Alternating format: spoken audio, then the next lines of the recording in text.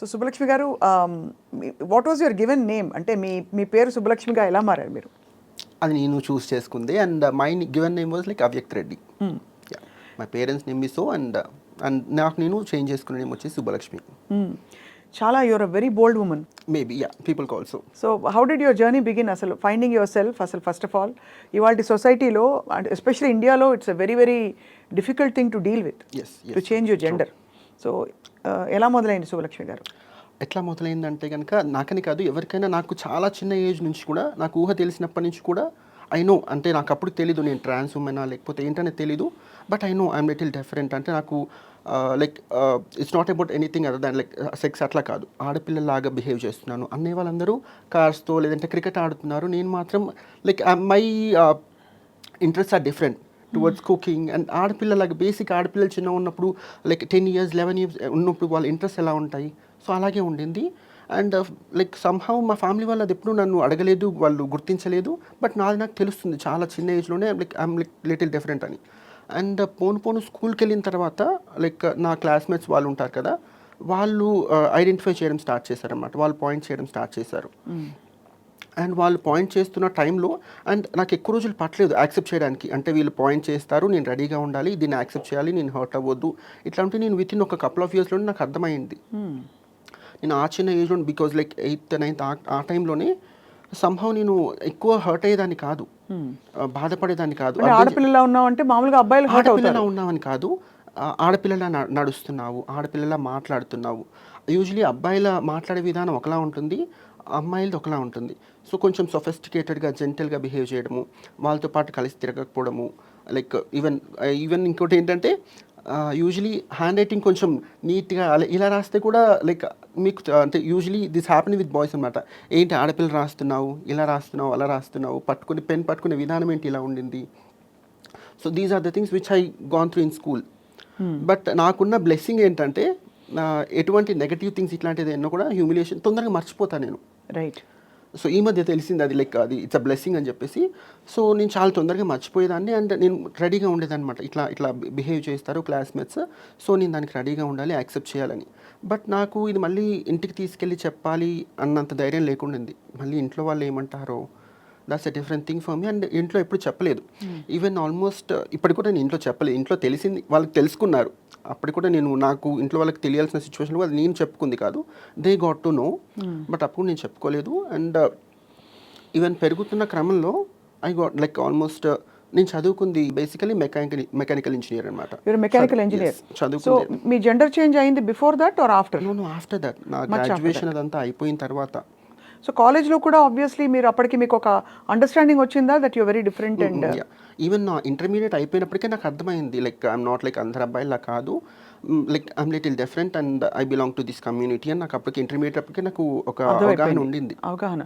But అది అవగాహనకు రావడం కూడా చాలా బోల్డ్ స్టేట్ ఆఫ్ మైండ్. ఎందుకంటే చాలా మందికి అది అవేర్నెస్ ఉండదు. మీకు ఎవరైనా గైడ్ చేశారు ఆ టైంలో మీరు ఇలా ఉన్నారని? లేదు, ఎవరు గైడ్ నేను చెప్పుకోలేదు ఎవరికి గైడ్ చేయడానికి కూడా.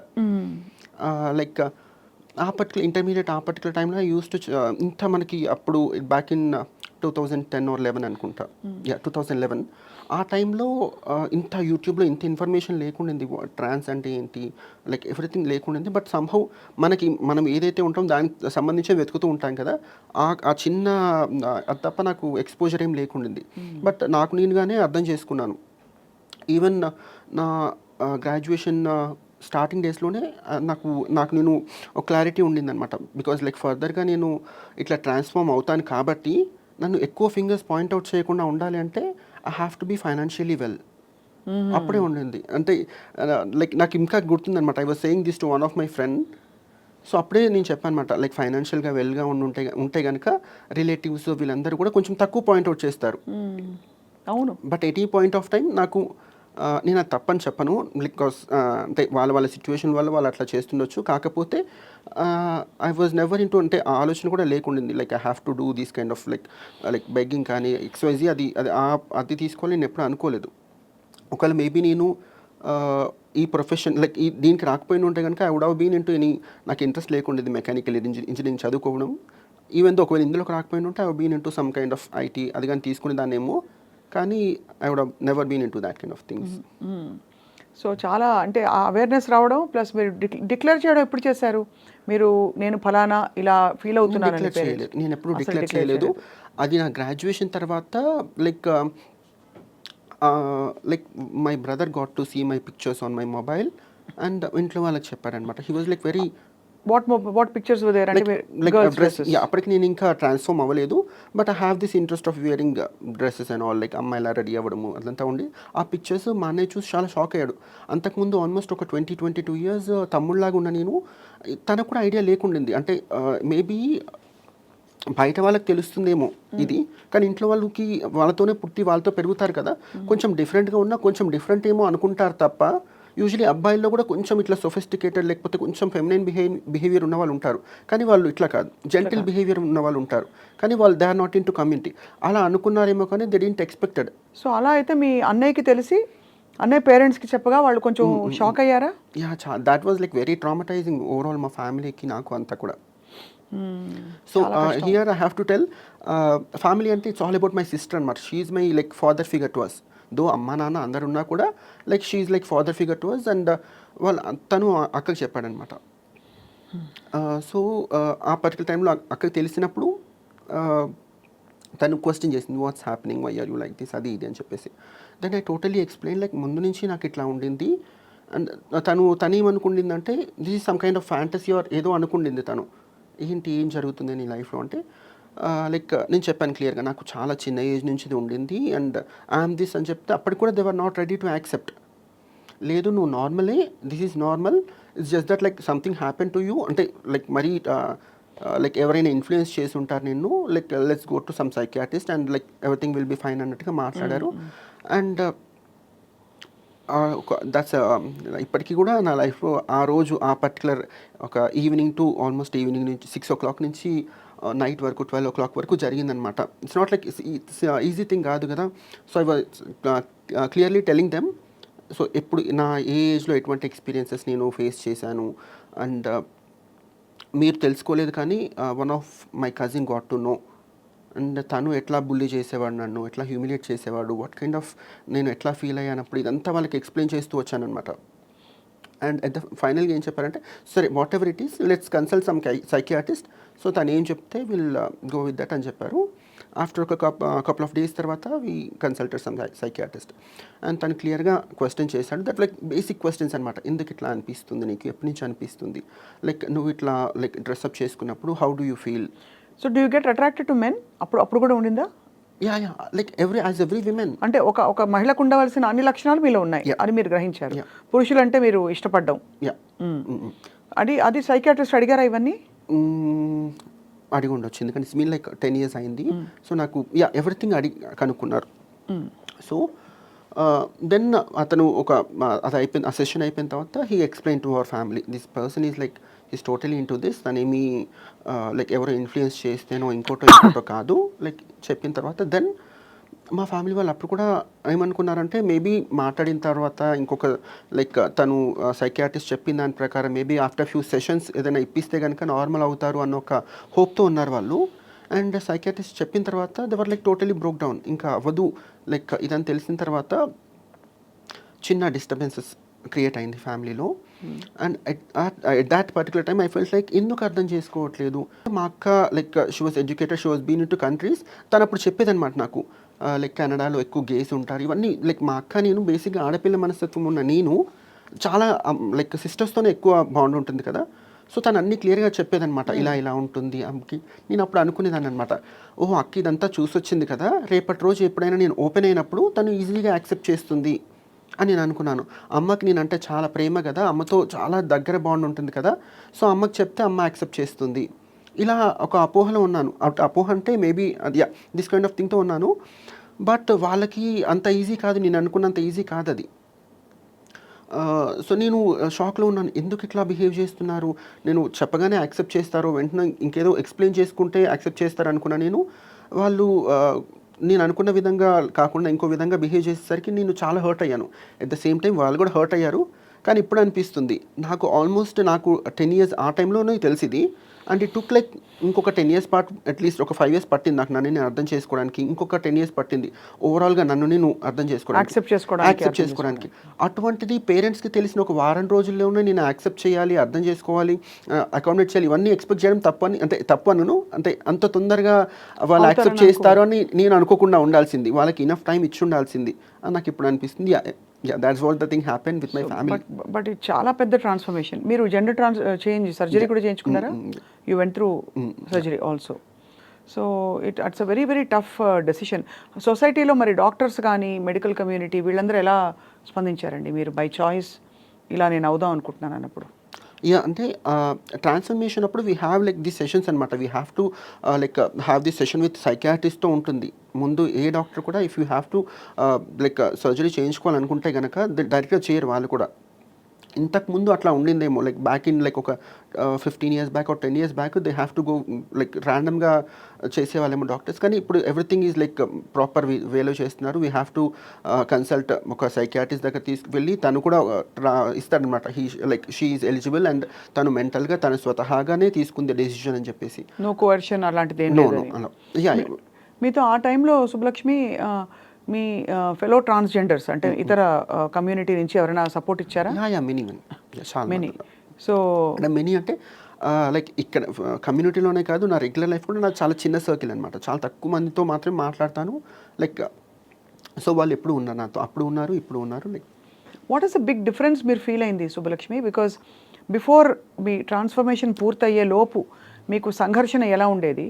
ఇది పూర్తయిన తర్వాత మీరు ఫీల్ అయ్యే whatever peace of mind అనండి, లేదు ఫైనలీ ఐ హ్యావ్ అరైవ్డ్ అని వాట్ ఎవర్. జస్ట్ థింగ్ నాకు డిఫరెన్స్ ఏంటంటే I feel more confident because నేను ముందు నుంచి కూడా నేను అమ్మాయిని అని నేను అనుకునేదాన్ని. ఒక అమ్మాయికి ఒక మగపిల్లల బట్టలు వేసి మగపిల్లల మధ్య నడిపిస్తే ఎలా ఫీల్ అవుతారు? బట్ బట్టలతో పాటు ఇంకా కొంచెం సైకలాజికల్ స్టేట్ కూడా ఎవ్రీథింగ్ బికాజ్ యాక్చువల్లీ చూస్తే ఇప్పుడు ఆల్ విమెన్ వేర్ అబ్బాయిలు అమ్మాయిల బట్టలు తక్కువ వేసుకుంటారు, కానీ అమ్మాయిలు అబ్బాయిల బట్టలు వేసుకునే సందర్భాలు చాలా ఉంటాయి. అవి యాక్చువల్లీ అమ్మాయిల బట్టలే అండి. మేబీ జీన్స్ కానివ్వండి, టీ షర్ట్స్ అవి అమ్మాయిలు వేరు ఉంటాయి, అబ్బాయిలు వేరు ఉంటాయి. బట్ అబ్బాయిలాగా డ్రెస్అప్ అవ్వడం అంటే లైక్ ప్రాపర్ బాయ్ లాగే ఉండి రైట్ అబ్బాయిలతోనే ఉండడము. And I have been through many things కదా, అబ్బాయిలతో చాలా ఫేస్ చేస్తున్నాను కాబట్టి ఐఎమ్ బేసికలీ ఇంట్రోవర్ట్ అండి. ఇప్పుడు ఇవన్నీ చూసి ఫేస్ చేసి వచ్చున్నాను కాబట్టి like I'm strong enough now. Back then I was not. And కాలేజ్లో కానీ స్కూల్లో నేను అబ్బాయిలతో చాలా ఫేస్ చేస్తున్నాను కాబట్టి I'm not at that point of time I'm not comfortable with boys. Right. So after transition I'm more confident. ఇప్పుడు బాగా కాన్ఫిడెంట్గా ఉన్నారు.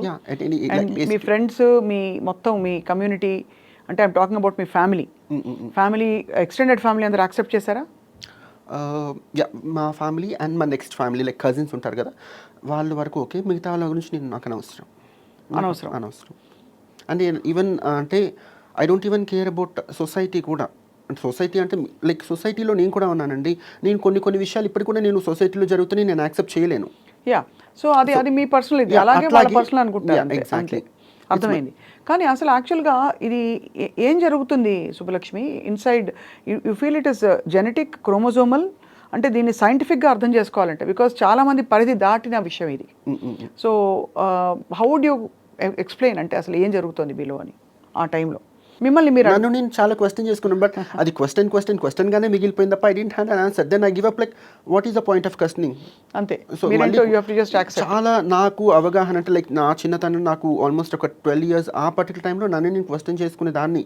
వై మీ అందరూ బాగానే ఉన్నారు కదా, అన్నయ్య వాళ్ళు బాగానే ఉన్నారు, నా క్లాస్మేట్స్ బాగానే ఉన్నారు, నాకు మాత్రం ఎందుకు ఇట్లా జరుగుతుంది?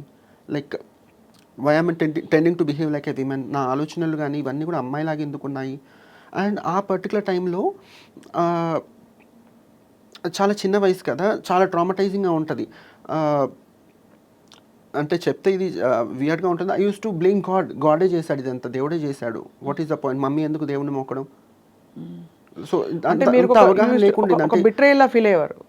ఒక ఎవరో మిమ్మల్ని మోసం చేసినట్టు ఫీల్ అయ్యారు, దేవుడు మిమ్మల్ని మోసం చేసినట్టు. నేను అమ్మాయిని కదా, నేను అబ్బాయి శరీరంలో ఎందుకు పుట్టించాడని చెప్పి. ఎందుకంటే చాలా ఫిలాసఫికల్గా అడిగితే ఇదేదో ఫిలాసఫీస్లో చెప్తారు, సోల్కి అసలు జెండరే ఉండదు. యూనో సోల్ మనం ఏదో రూపం, కొంతమంది అమ్మాయిలుగా కొంతమంది అబ్బాయిలుగా పుడతారు, కానీ ఆత్మకు ఆకారం ఉండదు, అది ఇది అని రకరకాలు చెప్తారు. కానీ ఆచరణలో ప్రాక్టికల్ లైఫ్లో మీరు ఇంత బాగా మాట్లాడారు కదా, ఇంత స్పిరిచువల్గా చెప్తున్నారు, ఎవరికి తెలుసు అండి? ఒకవేళ ఇంత మాత్రం తెలిసిన వాళ్ళు ఎవరైనా యాక్సెప్ట్ చేస్తారు, బయట జనం లైక్ అందరికీ కూడా ఈ మాత్రం తెలియదు. నేను నిజంగానే అంటారు కదా, ఆత్మకి అంటారు. ఆత్మకి స్త్రీలింగం పుల్లింగం అంటూ ఉండదు. పైగా చాలా వరకు కొలుచుకునే అర్ధనారీశ్వర తత్వం గురించి మాట్లాడతారు. బట్ ఎక్కడో యాక్సెప్టెన్స్, సొసైటల్ యాక్సెప్టెన్స్ ఇంకా పూర్తిగా రాలేదన్నమాట వాస్తవం. రాలేదు. And maybe everything goes hand in hand. Society, family, like parents కానివ్వండి, సొసైటీ కానీ, and trans women or trans child, ఈ మూడు హ్యాండ్ ఇన్ హ్యాండ్ వెళ్తేనే మేబీ ఒక డికేడ్ తర్వాత నార్మలైజ్ అయిపోతుందేమో. కానీ ఒక మాట మాత్రం ఉన్నమాట మనం ఓపెన్గా మాట్లాడుతున్నాం కాబట్టి సుబ్బలక్ష్మి గారు, ట్రాన్స్జెండర్ కమ్యూనిటీ మొత్తం కూడా వాళ్ళని వాళ్ళు తగ్గించుకునే పరిస్థితుల్లో, వాళ్ళ రెస్పెక్ట్ తగ్గే పరిస్థితుల్లో దే హ్యావ్ బికమ్ ఏం చెప్పాలి, ఒక స్పెక్టికల్ లాగా అయిపోయారు. చాలా educated, I know lot of transgender women who are very educated, they are చాలా గొప్ప సోషల్ సర్వీస్ చేస్తున్నారు, మంచి మంచి హోదాలు మీరున్నారు, మీ ప్రొఫెషన్ మీరు చాలా కమిట్మెంట్తో చేస్తున్నారు. బట్ ఒక సెక్షన్లో వాళ్ళు చేసే ఒక జస్ట్ ఒక పండగలకి దానికి కనిపించే ఒక కమ్యూనిటీగా పేరు తెచ్చుకున్నారు. అది మార్చడానికి ఎప్పుడు ఆప్షన్ లేదా? ఆప్షన్ లేదా అంటే, నాకు దీని పట్ల కూడా ఒక ప్రాపర్ ఇది ఉందండి. చెప్పండి. ఇంతకుముందు ఉన్న ట్రాన్స్జెండర్స్, ఇప్పుడున్న ట్రాన్స్జెండర్స్ని అయితే this is just my opinion, వీళ్ళని చేంజ్ చేయడం కష్టం. బికాజ్ వాళ్ళు మిడ్వేలో ఉన్నారు, మధ్యలో లైక్ మళ్ళీ వెనక్కి వెళ్ళి మళ్ళీ స్టార్ట్ చేయలేరు, ఇప్పుడు మార్చుకోలేరు. సో ఇక ముందు అయినా ఏమైనా చేంజ్ రావాలి అనుకుంటే కనుక, ఆడపిల్లలు మగపిల్లలు ఎలా అయితే పుడతారో, ఫ్యూచర్ జనరేషన్లో కూడా లైక్ ట్రాన్స్ ఉమెన్ లేకపోతే ట్రాన్స్ చైల్డ్ కూడా ఉంటారు. సో దీన్ని చేంజ్ చేయగలమేమో, కానీ మనం ఎంతమంది ఎన్ని రకాలుగా కూర్చొని మాట్లాడినా కూడా ఇంతకుముందు ఉన్న ట్రాన్స్జెండర్, ఇప్పుడున్న ట్రాన్స్జెండర్స్ని మనం మార్చలేము. This is my opinion. Because like already వాళ్ళు ఆల్మోస్ట్ ఒక 10 years నుంచి, 15 years నుంచి, లేకపోతే అట్లీస్ట్ 5 years నుంచి ఈ సొసైటీ దీనికి ఏదైతుందో ఇది ఫేస్ చేస్తున్నారు. ఫేస్ చేసి దీనికి అదంతా చూసి రెబల్గా బయటకు వచ్చేసి they are behaving in this way. And నేను అర్థం చేసుకుంది ఏంటంటే, వీళ్ళందరూ ఇట్లా బిహేవ్ చేయడానికి రీజన్ ఏంటి అంటే కనుక, ఫ్యామిలీస్ యాక్సెప్ట్ చేయకపోవడమే మెయిన్ థింగ్. ఫ్యామిలీస్ ఎందుకు యాక్సెప్ట్ చేయట్లేదు అంటే, సొసైటీకి భయపడి. ఏ సొసైటీకి అయితే భయపడి పేరెంట్స్ పిల్లల్ని యాక్సెప్ట్ చేయట్లేదు, ఈ పిల్లలు మళ్ళీ అదే సొసైటీ దగ్గర లైక్ రెబల్గా బిహేవ్ చేసి ఇదంతా జరుగుతుంది. So that is why I always say like family, society and trans child అందరూ కూడా లైక్ హ్యాండ్ ఇన్ హ్యాండ్. పిల్లలకి ముందే అవగాహన ఉండాలి. ట్రాన్స్ చైల్డ్కి, రేపటి జనరేషన్ పిల్లలకి, ఆడపిల్లలు మగపిల్లల కంటే కూడా ముందే మెచ్యూర్గా ఆలోచించాలి. రేపటి రోజు మన పేరెంట్స్కి మనం ట్రాన్సిషన్ ఇదంతా జరిగినప్పుడు పేరెంట్స్ మనల్ని యాక్సెప్ట్ చేయాలి అంటే కనుక, మనం ప్రాపర్గా ఎడ్యుకేషన్ ప్రాపర్గా ముందుకు తీసుకెళ్ళి అండ్ మనం రెస్పెక్ట్ఫుల్ లైఫ్స్ కనుక ఏర్పరచుకుంటే దెన్ అప్పుడు కూడా పూర్తిగా అవుతుందని వాళ్ళు కూడా అనుకోకూడదు. అప్పుడు maybe there is chance like parents accept చేస్తారు. పేరెంట్స్ యాక్సెప్ట్ చేసిన రోజు మెల్లమెల్లగా సొసైటీ కూడా యాక్సెప్ట్ చేస్తుంది. సో ఇది ఫస్ట్ ట్రాన్స్ చైల్డ్తో స్టార్ట్ అయ్యి లైక్ పేరెంట్స్, ఆ తర్వాత సొసైటీ.